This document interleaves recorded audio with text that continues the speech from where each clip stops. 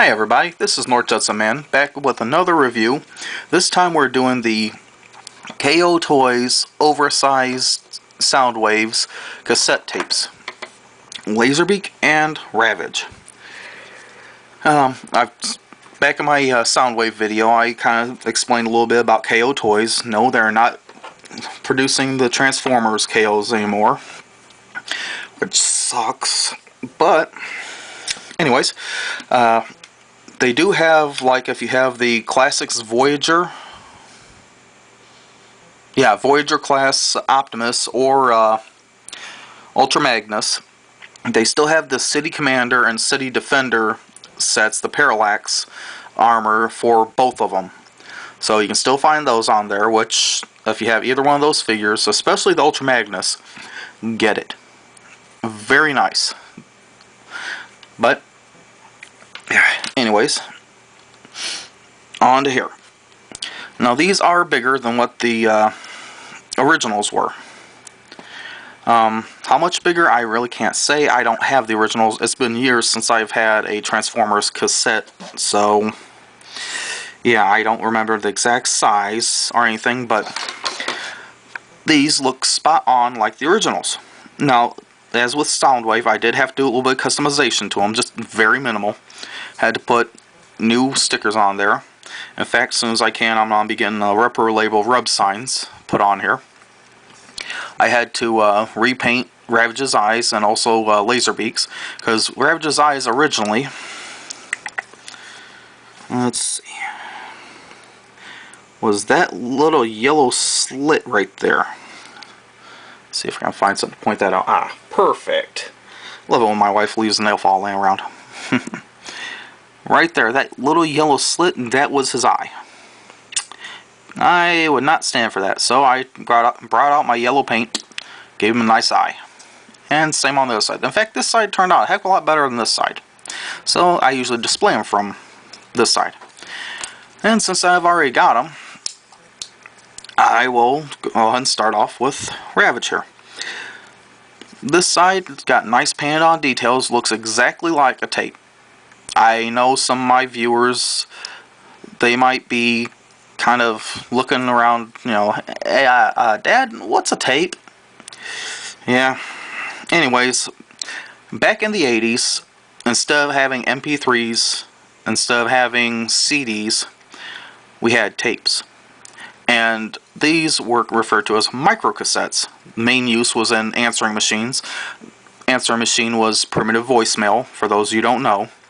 Had a tape, and once tape ran out, you didn't get any more messages, but anyways, they were primarily used in answering machines and voice recorders before everything went digital. And this mode looks exactly like a tape. Well, painted just like a tape, I should say. I mean, the kind of glowing yellow eye there gives it away, and so does the paws here. Anyways, and if you notice right here, right where you normally see how much tape you have left, there is a robot with little dots. Now let's see if I can get in on that. Yeah. There are actually little blue lines pointing to each part of the robot there, like it's scanning and showing the vital points, the weak points. Well, which that would make sense because Ravage is one of Soundwave's spies. I think he was for like recon or whichever. Like I said, it looks very nice. I really like how it's got the 60 minutes side A, made in Japan, right here. That's an awesome feature right there. Can my camera pick it up? There it is. It says,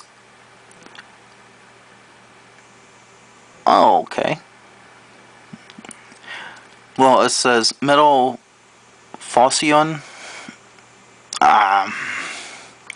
I think that was like a Chinese mistranslation of something, but I remember the cassettes would say something about metal on there. But over here it says micro cassette. Looks real nice. On back it's just blank. Plain black, whichever. Now to transform him.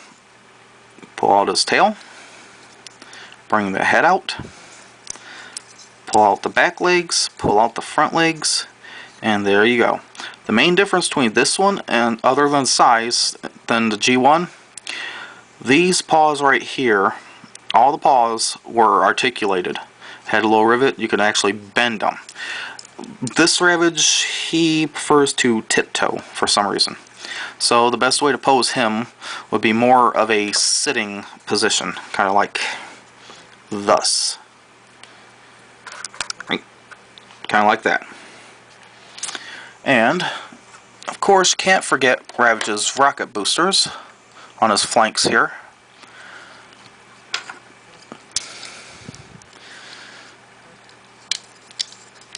Come on, get in there. There, good kitty.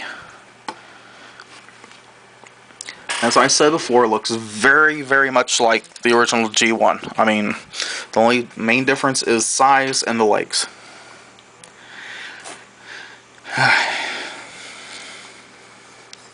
Now, they do have a version of Hound. I think it's Classics Hound. I'm not certain, but it comes with a Ravage. There was this whole thing in one of the very first episodes of Transformers where Mirage and Hound took Ravage captive. Well, it comes with a version of Ravage that transforms a little bit differently, and he actually is wider instead of all skinny like this, which I prefer that version. That version, it looks awesome. There we go, I have Ravage. And now on to Laserbeak. Now, Laserbeak had a little bit better part than Ravage did in the movies, which, yeah, I mean, I remember Ravage more out of the cartoons than I do Laserbeak, but, yeah, whichever. Only shame is there's really not room to bring Ravage back because Bumblebee ripped his freaking spine out through his butthole. He grabbed Bumblebee in Revenge of the Fallen, grabbed Ravage's tail, and yanked his whole spine out with his tail. Wow. Never saw that happen in the cartoon. Anyways, on to Laserbeak. Got some nice chrome sticker decals here. Again, looks very tape-like. Got side A up here. This green part right here, I am not certain what that's supposed to be. I mean, on Ravage, you can really tell what it is, but on Laserbeak here, I'm not certain. No, not certain at all. Got a nice little Decepticon sticker there. Again, an add-on by me. On the other side, we got a whole bunch of mechanical parts on his wings here, like circuitries and all other sorts of stuff. Again, a nice little Decepticon there, aftermarketed by me. So yeah, your basic cassette. Now for his transformation. I'll bring his head out. And again, when I first got him, his eyes, believe it or not, his eyes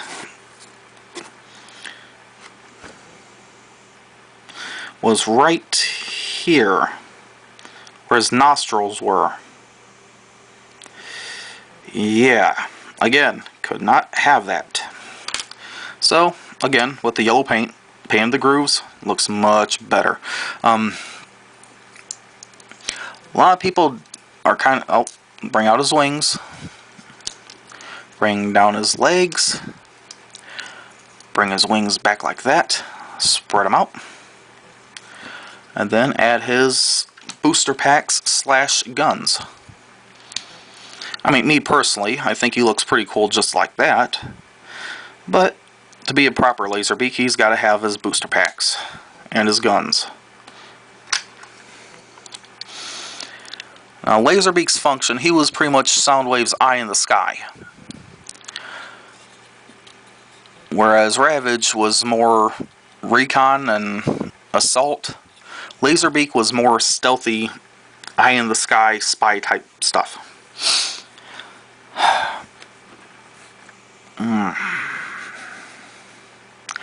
I forgot what I was going to say about him. Oh, now I remember. Well, a lot of people don't remember, or don't realize rather, is Laserbeak here was supposed to be a condor, basically a type of vulture. A lot of people think he was a bird or a parrot or something like that. I know definitely in Dark of the Moon, he does resemble a parrot. A very sinister, evil, I'm gonna suicide your tail parrot, but a parrot nonetheless. Well, yeah, he's supposed to be a condor. Oh, excuse me. Mouth's starting to get dry. But obviously, he looks a little bit, to me, he looks a little bit better in this mode. Down here we got some nice molded in detailing of feet, but it kind of extends forward. Again, another spot on Transformers mold. I mean, once again, I feel bad calling KOtoys knockoffs, because, I mean, look at this. Other than size, this is G1 Laserbeak. Same way with Ravage. Other than size and feet articulation, this is G1 Ravage.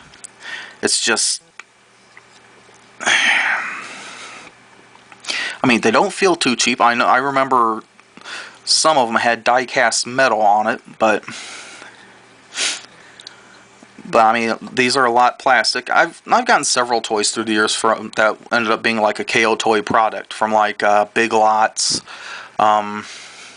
various other like little discount stores and stuff like that.